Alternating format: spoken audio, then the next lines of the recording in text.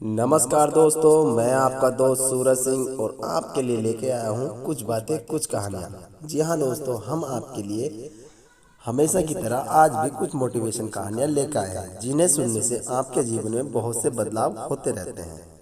और दोस्तों, ऐसी ही प्रेरणादायक कहानी सुनने के लिए हमारे YouTube चैनल द पावर को अभी सब्सक्राइब जरूर कर लें और साथ ही बेल आइकन को जरूर दबा दें ताकि हम जो भी वीडियो जो भी कहानी डालें सीधे आपके पास सबसे पहले पहुंचे। तो चलिए दोस्तों, आपका टाइम न ज़ाया करते हुए कहानी शुरू करते हैं। दोस्तों, इंसान को कभी आलस्य नहीं करना चाहिए। अगर इंसान आलस के मारे कुछ नहीं करेगा तो जिंदगी में और जीवन भर पछताएगा और काफी पीछे रहेगा। ऐसा ही हुआ है इन दोनों के साथ। जी हाँ दोस्तों, आज हम इसी टॉपिक के ऊपर एक आलस से भरी हुई कहानी लेके आए हैं। आशा करते हैं ये कहानी आपको जरूर पसंद आएगी। दोस्तों, बहुत पुरानी बात है, किसी गांव में सोनू मोनू के नाम के दो भाई रहा करते थे और आपस में दोनों का अच्छा मित्रता यानी भाई बंधु वाला बहुत ज्यादा गहरा प्यार था।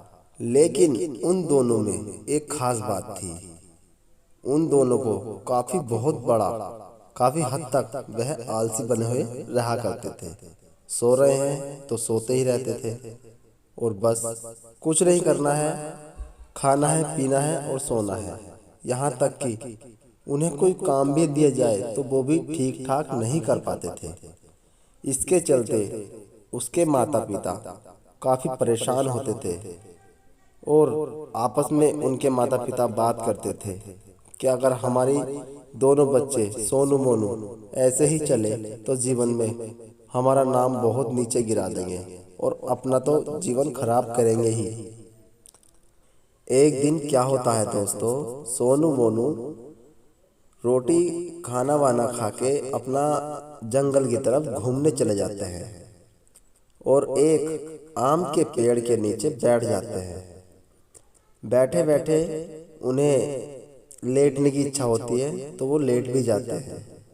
इतने में ही उन दोनों के बीच में एक पका हुआ आम गिर जाता है और वे दोनों आलस के मारे उस आम को देखते रहते हैं। बहुत देर तक उस आम को देखने के बाद वह आम को उठाते नहीं हैं, बस वहीं देखते रहते हैं क्योंकि उन्हें बहुत बड़ा आलस था।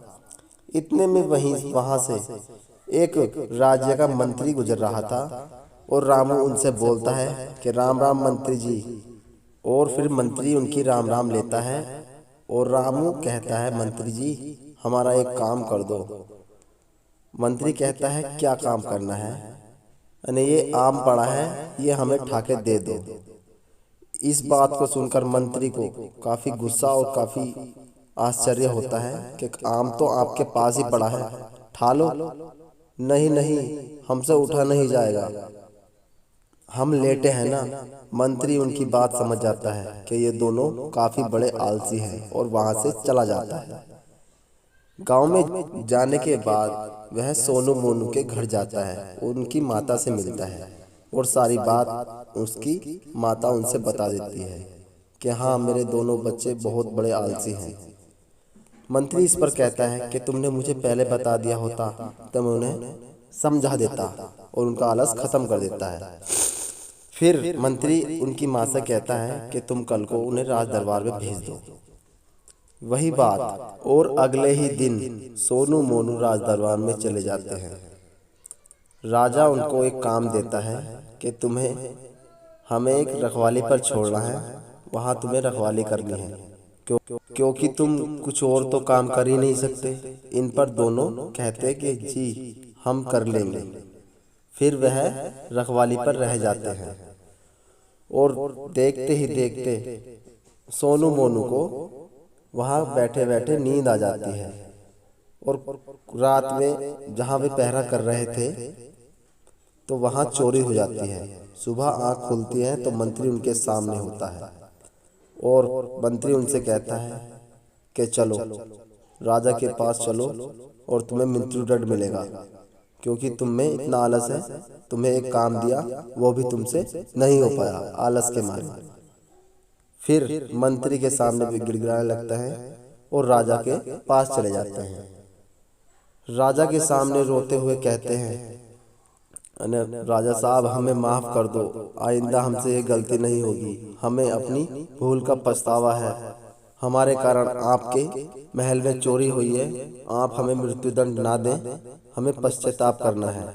और राजा इस पर सहमत हो जाता है और कहता है कि चलो ठीक है, आइंदा ये गलती ना होनी चाहिए। तो दोस्तों, इस कहानी से हमें यही सीख मिलती है कि आलस छोड़ो और अपने काम पे ध्यान दो। अगर इस कहानी ने आपके थोड़े से भी दिल को छुआ हो तो कृपया हमारी वीडियो को लाइक और चैनल को सब्सक्राइब जरूर करके जाइए और अच्छे अच्छे कमेंट हमें ज़रूर बताइए।